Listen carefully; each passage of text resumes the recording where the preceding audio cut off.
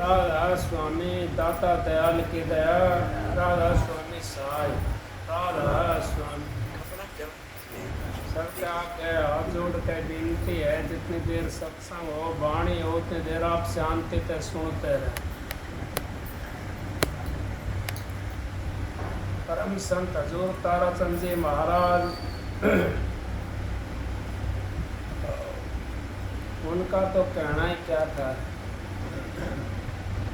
उन्होंने तो सारा सृष्टि का, आसमान का, पाताल का सारा मोल खोल कर रख दिया, लेकिन फिर भी हमारी समझ में बात नहीं बैठी, क्योंकि वो तो पूर्ण संत पूर्ण पुरुष आए थे इस संसार के अंदर और उन्होंने चंद दिनों के अंदर आकर के और डंका बजा दिया। इस करके जीव यहाँ पर समझ में नहीं आती बात, पता नहीं क्यों नहीं समझ पाते। हमारे कर्म हैं, इस करके हमारे कर्म आगे आके खड़े हो जाते हैं। पहले भाई ने शब्द गाया, इसने शब्द गाया। क्या हम कितने जने हैं इस ढूंढ में ढूंढने वाले? कोई तो पानी के अंदर ढूंढ रहा है, कोई कहीं ढूंढ रहा है, कोई कहीं ढूंढ रहा है, कोई पहाड़ों में ढूंढ रहा है, कोई गुफाओं में देख रहा है उसको। लेकिन संत महात्माओं ने तो इस ढूंढ के अंदर ही बताया है। फिर कितने जने हैं, कितने जने गाने वाले भी नहीं ढूंढ सकते। गाने वाले भी गाते गाते हैं, खाली ढूंढना बड़ा कठिन काम है और आसान भी है। आसान कैसे है? कबीर साहब ने सीधे लफ्ज़ों के अंदर कह दिया और महाराज जी ने भी कह दी, अब एक साधे सब सदियाँ, सब साधे सब जाएं। एक को साधने से हमारी सारी क्रिया सदती हुई चली जाती है और एक को हम सबको साधने की कोशिश करते हैं तो सारी हमारी छूटती चली जाती है। हम किसी को भी नहीं साध सकते, क्योंकि हमने तो उस मालिक का नाम को साधना है जिससे हमारा 84 से पार होना है। वो हमारे को 84 से पार कर सकता है। भाई शब्द गा रहा था, जल में मीन मरा प्यासी। कितने युग बीत गए इस मीन को प्यासी मरते हुए। ये जल के अंदर तो है लेकिन प्यासी है। क्यों है प्यासी? अगर इसको बताने वाला नहीं मिला, कोई अगर बताने वाला मिल जाता है तो फिर हम समझने वाले समझ नहीं पाते। अगर कोई बताने वाला बताता है और हम समझने वाले पर उसको समझ नहीं सकते, क्योंकि संतों की वाणी अटपटी होती है। हम तो बुरी बात को बहुत अच्छी तरह समझते हैं, लेकिन अच्छी बात को नहीं समझ में आती हमारे। बुरी बात तो बिना बताए आ जाती है, उसको तो हमने सोचने की ज़रूरत नहीं, वो तो अपना आप आ जाएगी। और अच्छी बात को हम जितना सोचते हैं फिर भी समझ में नहीं आती वो, क्योंकि उसमें काल महाराज समझने नहीं देता। काल महाराज का यहाँ पे प्रभाव ज़्यादा है। काल महाराज के कहने से हम यहाँ पे चलते हैं, काल महाराज के कहने से हम खाते हैं, काल महाराज के कहने से हम रहते हैं, काल महाराज के काम करने से हम काम करते हैं। दयाल ने जो कही है, अगर उस वाणी के ऊपर हम चल पड़े, दयाल ने क्या कह दिया, अब तू तो वचन पर डट जा, बस वचन पर डट जाएगा तेरा 84 का फंद कट जाएगा। अगर वचन को त्याग देगा 84 का फंद नहीं कटेगा। फिर चाहे कितनी टाली बजा लो, कितने शंख बजा लो, चाहे कुछ भी कर लो, चाहे रात दिन अपनी जटाओं को बांध लो, चाहे मंदिर में बढ़ जाओ, चाहे मस्जिद में चले जाओ, चाहे पानी के अंदर समाधि लगाओ, कहीं भी समाधि लगाओ, जब तक हम गुरु के वचन को नहीं साथ देंगे, जब तक हमारी साधना पूर्ण नहीं हो सकती। गुरु वचन पे डट के कट के फन 84 के गुरु वचन को त्यागे, तो पावा दूना पातक लाके, जाने नहीं गुरु की महिमा न सारद शेष महेश। अब कैसे जानेगा वो तो खुद इस काल माया के चक्कर में है, क्योंकि उनका देश है। वो अपने देश को उजाड़ करके कोई राज्य होता है? किसी का साम्राज्य हो तो उसको कोई उजाड़ के राज्य थोड़ी होगा। वो तो अपने देश के बसाने के चक्कर में लगे रहते हैं। इस करके संत महात्माओं की शरण में हम संतों का सहारा लेकर के और हम जा सकते हैं, और इसी जन्म के अंदर अपनी उस मीन को हम पानी पिया सकते हैं। कौन सा पानी? अब वो पानी तो हमारे सचखंड के अंदर मिलता है, वो पानी तो सतलोक के अंदर मिलता है, वो पानी तो राधा स्वामी धाम में मिलता है। वो यहाँ पे नहीं है पानी। वो पानी तो उस धाम के अंदर है। जो अमीर रस जो आता है उस धाम से आता है। ये जीव जो है ना, ये उल्टा वृक्ष है। ये मनुष्योल्ला उल्टा वृक्ष है। इसको ऊपर से ताकत मिलती है और पेड़ को नीचे जमीन से ताकत मिलती है। अगर इसके ऊपर की ताकत छीन हो जाती है तो किसी काम का नहीं रहता। ये इसको ताकत ऊपर की मिलती है, लेकिन ऊपर की ताकत तो विषय विकारों में, तेरा मेरी में, इधर उधर में सारी ताकत को खत्म करते रहते हैं। इस करके हमारे को उस मालिक को टोने में बड़ा कठिनाई होती है। उस मालिक को टोना है, हमने अपने आप को सुधारना पड़ेगा, अपना नियम बनाना पड़ेगा। जब तक अपना नेम और टाइम नहीं बनाएंगे उस मालिक से कैसे मिलेंगे? नेम टाइम भी हमने बना लिया, अपना विचार पवित्र नहीं करा, फिर कैसे मिलेगा मालिक से? विचार भी पवित्र करना पड़ेगा। विचार भी पवित्र कर लिया पर गुरु वचन पर नहीं डटे, फिर कैसे मिलेगा मालिक से? नहीं मिल सकते, क्योंकि हमने तो गुरु वचन को साधना सबसे मेन हमारा जो काम है गुरु का वचन।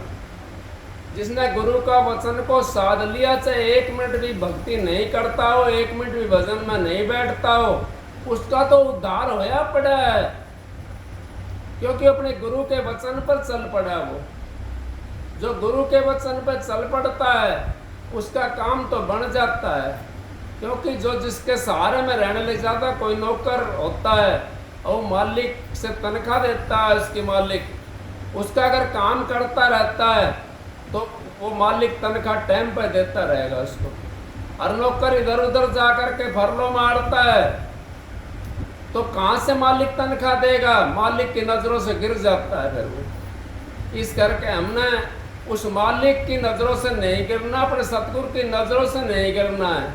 जो सतगुरु की नज़र में जो चढ़ जाता है वही बज्जर हो जाता है, उसी का नाम बज्जर है। उसको फिर कोई तोड़ नहीं सकता, काट नहीं सकता, उसको खत्म नहीं कर सकता।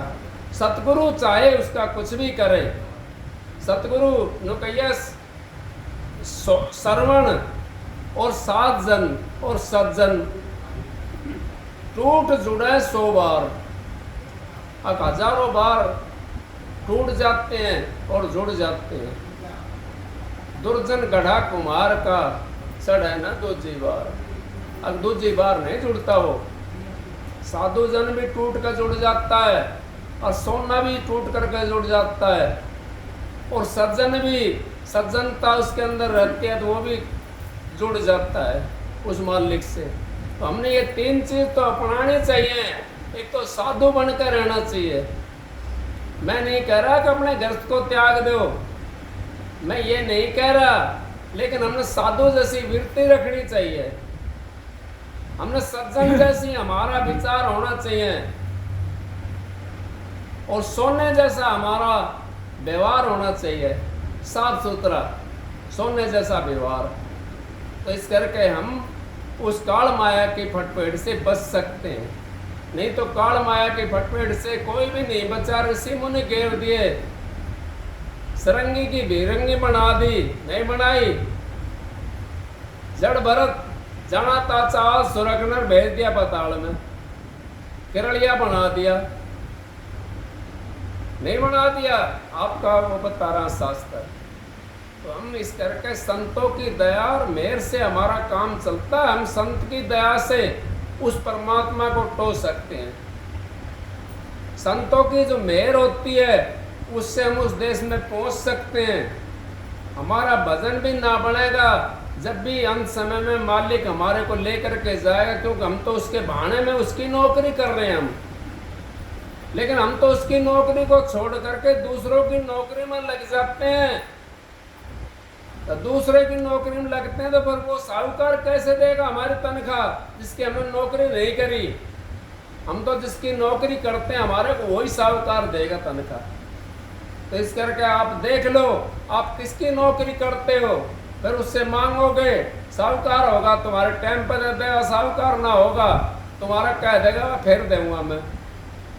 तो इस करके हमने उस साहूकार की नौकरी करनी चाहिए जिसके लिए हम यहाँ संसार में आए। मनुष्य चोला बड़ा कीमती चोला है, और ये मनुष्य चोला हमारे को 184 जियाजुन भुगतने के बाद में एक दफा मिला है, और ये उस परमात्मा से मिलने के लिए मिला है। अगर इसको हमारा चोला ऐसे खराब होगा तो काम खराब हो जाएगा। हम फिर 84 के अंदर चले जाएंगे, फिर हमने 84 भोगनी पड़ेगी, फिर 84 भोग करके फिर एक दफा मनुष्य का चोला मिलेगा हमारे को। उस चोले के अंदर फिर हमारे को मौका मिलेगा परमात्मा से मिलने का। उसमें गुरु मिले ना मिले हमारे को क्या पता, कौन सी जगह गुरु का जन्म हो, किस जगह हो गुरु, हम नहीं पहुंच पाए वहां तक। कई जगह ऐसे देश हैं जिनके अंदर संत नहीं हैं, और संत यहाँ से जाते हैं हिंदुस्तान से और उनका उद्धार करते हैं। कई ऐसे देश हैं क्योंकि जिन्होंने जीवन में बैठे कर्म करे हुए होते हैं और गुरु से नाम ले लिया और कर्म बैठे कर रखे हैं, तो उनको उस कीड़े मकोड़े खाने पड़ेंगे जाकर के उन विदेशों के अंदर। वो कीड़े मकोड़े खाने पड़ेंगे क्यों, हमारे कर्म तो हमने छोटे नहीं बैठे कर लिए। फिर क्या आस देखते हैं हम अच्छे की आस नहीं। अच्छे की आस तो तभी देख सकते हैं जब हमारे कर्म अच्छे होंगे। अच्छे कर्म अगर हमारे हैं तो हमारे को पवित्र जगह चोला मिलेगा। भजन बंद की भी ना मिले कोई बात नहीं है, लेकिन पवित्र जगह हमारे को चोला मिल जाएगा, और पवित्र जगह हमारे को धन माल भी मिल जाएगा वहाँ पे। भजन बंद की फिर कर लेंगे कोई बात नहीं है, लेकिन अपने चोले को तो पवित्र रखो। चोला अगर हमारा पवित्र है तो सब कुछ पवित्र हो जाता है। चोला पवित्र होगा तो इसके अंदर भक्ति अपने आप शुरू हो जाएगी। आपने देखा नहीं सज्जन मानस भगत की तरह लगता है, नहीं लगता है? अरे भाई ये कितना सज्जन मानस है भाई, इसके अंदर तो कोई भी ऐब नहीं है, ये तो भगत है।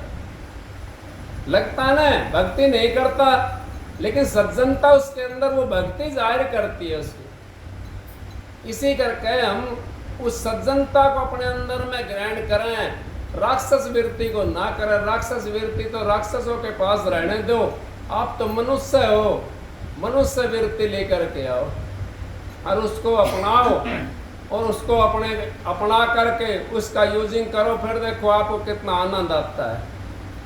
हम तो या संसार में आकर के धोखे के अंदर बैठे हो, कोई हमारे को जैसे बहकाता है वैसे बहक जाते हैं। हमने बहकना नहीं है। ये मनुष्य चोला बड़ा कीमती है, ये दरवाजा है उस परमात्मा से मिलने का। अगर ये दरवाजा आपका निकल गया दोबारा 84 में जाना पड़ेगा, जाना पड़ेगा, जाना पड़ेगा। कोई रोक नहीं सकता, क्योंकि इसको हमने समझा नहीं। इस मनुष्य चोले को नहीं समझा तो फिर 84 में जाएंगे। जल में मीन मरे प्यासी, तो जल के अंदर इस तरीके से मीन प्यासी रहती है। अगर हमारे अंदर परमात्मा है फिर हम उसके दर्शन नहीं करते, फिर उससे हम नहीं मिल सकते। अरे सबने पता है एकात्मा सो परमात्मा सभी कहते हैं, लेकिन फिर पहाड़ों में ढूंढते डोलते हैं, फिर जंगलों में ढूंढते डोलते हैं, फिर गुफाओं में ढूंढते डोलते हैं, फिर पानी में ढूंढते डोलते हैं। परमात्मा आपके अंदर में बैठा हुआ है। उस अंदर वाले को आप मिलने की कोशिश करोगे, लेकिन मिलेगा कब? वो गुरु के जरिए से मिलेगा, वैसे नहीं मिलेगा। क्योंकि जिसने देखा है, संत महात्माओं ने एक शब्द गाया है, अगर रामदास के पास राम है, औरों को नहीं पाते हैं, औरों को नहीं पाते हो। वो रामदास के पास में जो रामदास है उसने देखा है, वही बता सकता है हमारे को उस परमात्मा का पता। बाकी जिसने देखा नहीं, सुना नहीं, तो वो परमात्मा का पता नहीं बता सकता। इसी करके जो मंजिल को तय करता है, जो मालिक का नाम लेकर के आया है, जो सतगुरु से नाम जिन्होंने लिया है, वो उस मंजिल को तय करेंगे और अपने धाम में पहुंच जाएंगे। उस धाम में हमने पहुंचना है इसी चोले के अंदर। ये सबसे उत्तम चोला है मनुष्य का चोला, और सबसे पवित्र चोला भी है। इससे अपवित्र चोला भी कोई नहीं है। क्योंकि मैंने महाराज जो तो सुनी थी, विष्टा के लिए न बोले भाई विष्टा तो रास्ता में पड़ा है, न बोला भाई होश कर थोड़ा सा, होश कर थोड़ा। कैसे? मैंने तेरा संग कराया है ना, जब मैं विष्टा बनाऊं ना, तो मेरे को तो अनदेवता कहते थे, मेरे को तो अनदेवता कहते थे जब मैंने तेरा संग कराया, जब विष्टा बनाऊं मैं। फिर भी हम समझ नहीं पाए, तो हमारे से गंदा कौन है? अनदेवता को भी हमने विष्टा बना दिया, नहीं बनाया। हमारे से गंदा कौन है? इस करके हम उस तेरा मेरी में ना फंस के अपना काम हमने करना, उस परमात्मा की भक्ति करनी है, उस सतगुरु का ध्यान करना है, जो सतगुरु ने नाम बताया उसका सुमरन करना। ये हमारे लिए सबसे उत्तम काम है। इससे बड़ा कोई भी काम नहीं है। इससे बड़ा तो गुरु का नाम है। बस गुरु का जो नाम ले लिया जिसने, उसने सब कुछ कर लिया। नाम लिया जिन्हें सब किया, योग यज्ञ आचार तीर्थ व्रत परशुराम सभी नाम की लार। अब जितना तीर्थ व्रत होम यज्ञ सभी नाम की लार, सब नाम की लार में आ जाते हैं। और नाम हमारे को नामी से मिला देता है, उस परमात्मा से मिलाता। हमारा जामन मरण खत्म हो जाता है। हमारी जीवात्मा जहाँ से आई थी, जिस ओहदे से आई थी, उसी ओहदे में चली जाती है। जिस जगह से आई थी, जिस धाम से आई थी, उसी धाम में चली जाती है। तो इस करके हमने उस आत्मा को परमात्मा से मिलाना, अच्छे कर्म करना है। अच्छे कर्म से हमारी आत्मा उस परमात्मा से मिल सकती है। अच्छे व्यवहार से हमारी आत्मा परमात्मा से मिल सकती है। अच्छे हमारा जो रहन सहन है, उससे हमारा परमात्मा से मिल सकती है। अच्छा हमारा जो भजन बंद किया, उससे हमारा परमात्मा से मिल सकती है। हमें सारी चीज़ों को सुधारना पड़ेगा। जब हम सुधार लेंगे तो वो परमात्मा से तो मिल ही पड़ी थी और मिल गई। क्योंकि तिल के ओट में पहाड़ बताया है, तिल की ओट उसके अंदर पहाड़ है। उस तिल की ओट के अंदर जो पहाड़ है, उस पहाड़ को देख लो। वो पहाड़ तिल की ओट के अंदर है। तिल कितना छोटा सा होता है, पहाड़ कितना बड़ा होता है। परमात्मा कितना बड़ा है, तिल कितना छोटा है, ये देख लो। तो इस करके हम उस तिल को ही हटाना आगे से, और फिर देखें तिल ये संसार, इस संसार की आंख बंद कर ले और अंदर की आंख खोल ले, फिर हम उस परमात्मा से मिल जाएंगे। कि संसार तो तिल है और जो पहाड़ है वो अंतर है। अपने अंतर के अंदर चले जाओ, तो पहाड़ पर चढ़ गए। पहाड़ को आपने अपने काबू में कर लिया, और संसार को काबू में नहीं कर सकता। संसार तिल है, वो छोटा सा तिल है, उसकी ओट में पहाड़ है, उसमें मालिक बैठा हुआ है। वो मालिक का दर्शन हम अच्छे कर्म करेंगे तो अच्छा व्यवहार हमारा होगा।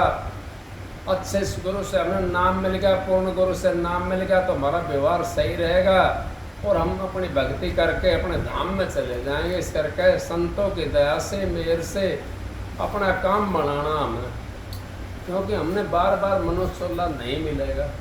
ये क्या मिल रहा मनुष्योल्ला, पता ना आगे मिले ना मिले, क्या पता है इसका चोले का आवन हो ना हो, क्या पता है श्वास को आवन हो ना हो, क्या पता है श्वास का आए ना आए, कुछ नहीं पता। जो करना है कर ले आज, खबर नहीं कल की। आयु में कमी पड़े पल छिन छिन की, आयु में कमी पड़े पल छिन छिन की। करना है जो कर ले, खबर नहीं कल की। कर ले आज, खबर नहीं कल की।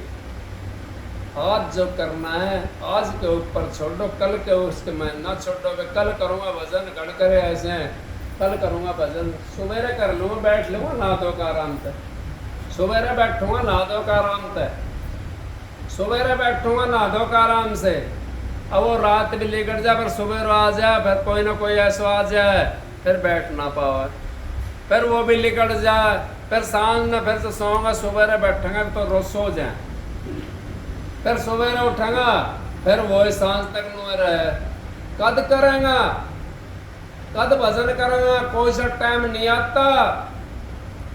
हमारा मन मोटा हो जाता है, हम कल के ऊपर छोड़ते हैं काम को तो हमारा मन मोटा हो जाता है, और जो आज के ऊपर अभी के ऊपर रखेंगे तो हमारा मन बारीक रहेगा, मोटा नहीं हो सकता। तो मन को हमने बारीक रखना है, सतगुरु की दया से मेहर से उसको नाम को सूरत के ऊपर अपना चढ़ा कर रखो। बैठे तो उठक खड़े उताने, कहें कबीर हम उसी ठिकाने, अब उसी ठिकाने। अब हमने तो उस नाम को अपनी सूरत के ऊपर चढ़ा कर रखना है, उस सूरत को पर प्यासी नहीं मरेगी। ऐसी जन्म के अंदर आपकी प्यास मिट जाएगी। सत्संग की आधी घड़ी तक का बरस हजार, फिर भी नहीं बराबरी संतन क्यों विचार। आप सबको राधा